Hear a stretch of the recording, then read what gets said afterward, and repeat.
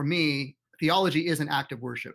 And Mm. that means itself has to be humbly subject to the God who is greater than ourselves. Yeah. And so I think the theological task has to be one of trying to understand, right? Faith seeking understanding. And I have to be to open to humility and correction. And that requires a level of charitability and a willingness to be at least as self critical as I am critical of others. And I don't always succeed in doing that because I'm like every other human and have my pride and selfishness and other things that we struggle with. But I think this is one of the hermeneutical virtues that we should aspire to and try to model in the way we dialogue with one another so that we can learn from one another even where we disagree.